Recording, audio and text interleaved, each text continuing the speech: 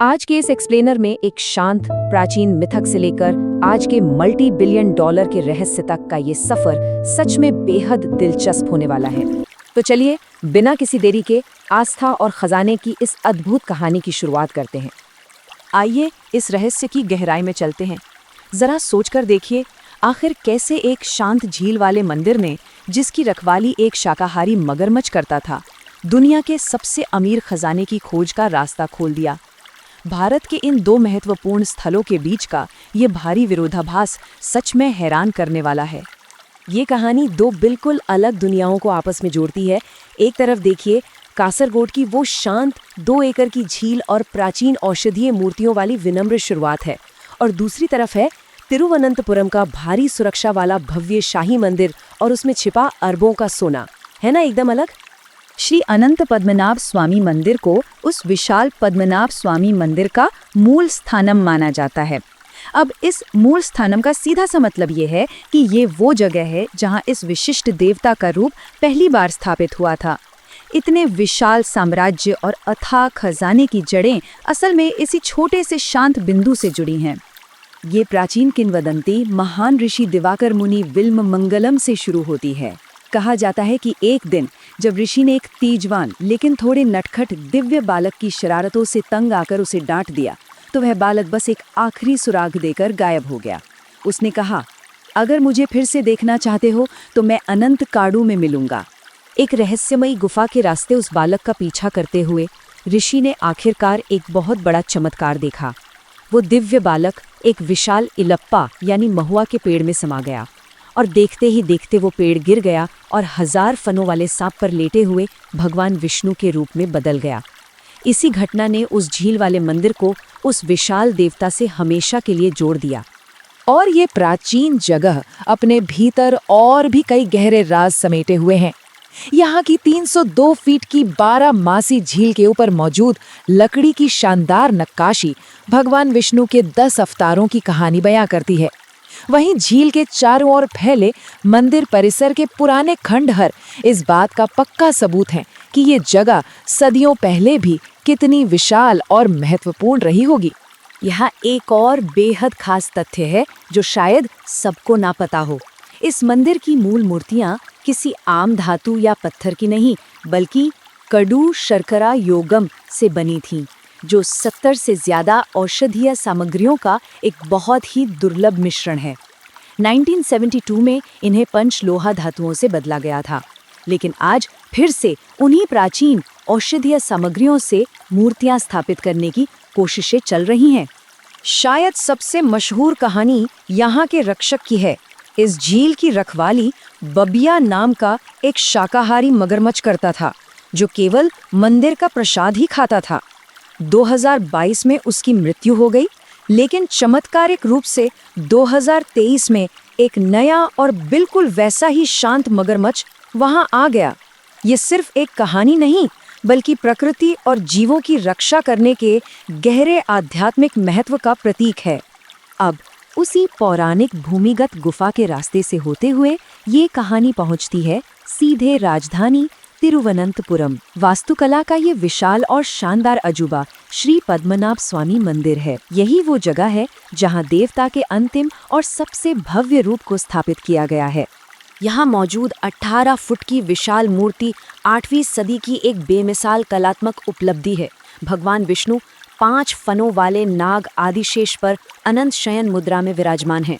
और सबसे अद्भुत बात यह है कि ये पूरी मूर्ति नेपाल की गंडकी नदी से लाए गए 12,008 पवित्र सालीग्राम पत्थरों से बनी है।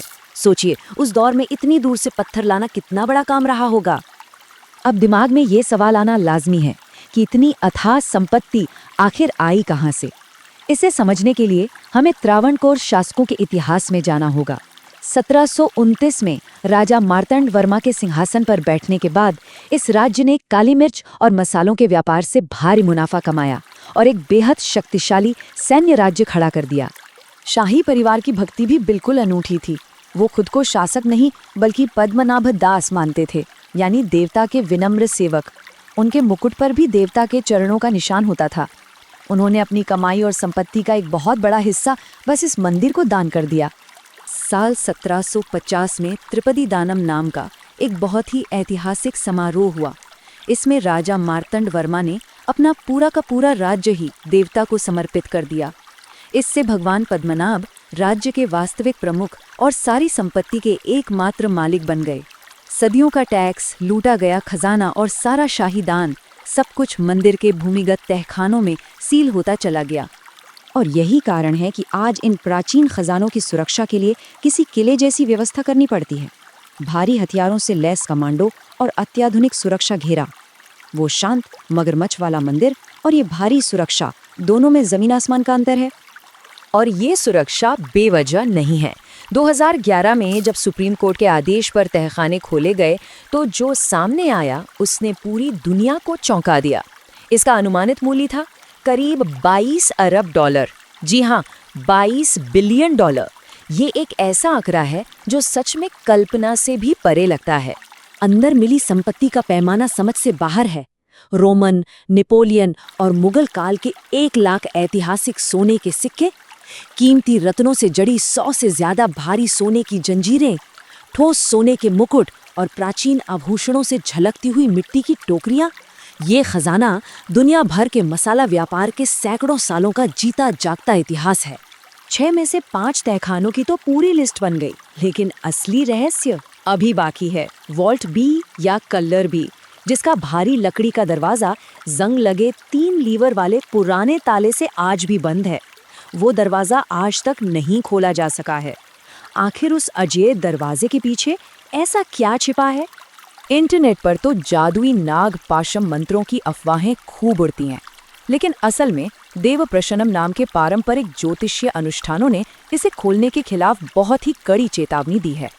कुछ लोगों का ये भी मानना है कि शायद यहाँ ऋषि अगस्त्य की समाधि है। शाही परिवार को भी डर है कि इस तहखाने को खोलने से कोई बहुत भयानक आपदा आ सकती है। अब इस मामले को निष्पक्षता से देखें तो अरबों डॉलर के ऑडिट और प्राचीन धार्मिक परंपराओं के बीच तालमेल बिठाना कोई मामूली बात नहीं है। खराब अकाउंटिंग की कुछ रिपोर्टों के बाद जब सुप्रीम कोर्ट ने ऑडिट का आदेश दिया और शाही परिवार से चाबियां मांगी, तो इससे एक बहुत बड़ी और जटिल कानूनी बहस छिड़ गई। दूसरी तरफ त्रावणकोर शाही परिवार का रुख उनके सदियों पुराने विश्वास और कर्तव्य पर टिका है। उनका साफ कहना है कि वॉल्ट बी को खोलना सख्त धार्मिक परंपराओं का सीधा उल्लंघन है और इससे मंदिर की आध्यात्मिक ऊर्जा भंग हो जाएगी। उनका मानना है कि ये संपत्ति सिर्फ और सिर्फ देवता की है और इसके साथ कोई छेड़छाड़ नहीं होनी चाहिए। अगर भविष्य में इस ऐतिहासिक जगह के दर्शन करने का विचार बन रहा हो तो कुछ बातों का ध्यान रखना बहुत जरूरी है। मंदिर की पवित्रता बनाए रखने के लिए नियम बेहद सख्त हैं। यहाँ केवल हिंदुओं को प्रवेश की अनुमति है। फोटोग्राफी पूरी तरह से बैन है और मोबाइल जैसे सभी आधुनिक उपकरण बाहर लॉकर में ही रखने पड़ते हैं। इसके साथ ही यहाँ का ड्रेस कोड भी बहुत सख्ती से माना जाता है। पुरुषों के लिए मुंडू या धोती पहनना अनिवार्य है और ऊपर कोई शर्ट पहनने की अनुमति नहीं है। महिलाओं के लिए साड़ी या लंबी स्कर्ट पहनना आवश्यक है। पश्चिमी कपड़ों में किसी को भी अंदर जाने की इजाज़त बिल्कुल नहीं है। दर्शन के लिए सुबह और शाम का विशिष्ट समय तय है, इसलिए समय का पाबंद होना भी ज़रूरी है। और अगर अल्पासी या पैनकोनी जैसे 10 दिवसीय उत्सवों के दौरान यहाँ जाने का मौका मिले तो छटा ही अलग होती है। खासकर मुराजपम, जो हर 6 साल में होता है और 56 दिनों तक चलता है। इसमें 1 लाख दिए जलाए जाते हैं, जो सच में एक जादुई नज़ारा होता है। तो सारी बातों के बाद हम उसी बड़े सवाल पर आकर खड़े हो जाते हैं, क्या वॉल्ट बी किसी भूले हुए साम्राज्य की संपत्ति का आखिरी खजाना है, या फिर ये एक ऐसी पवित्र आध्यात्मिक सीमा है जिसे पार करने की इजाज़त इंसानों को कभी थी ही नहीं। कानूनी लड़ाइयाँ और किंवदंतियाँ दोनों अपनी जगह हैं, लेकिन भगवान पद्मनाभ के अंतिम तहखाने का सच शायद आज भी आधुनिक दुनिया के सबसे बड़े रहस्यों में से एक है। एक ऐसा रहस्य जो हमेशा हमें सोचने पर मजबूर करता रहेगा।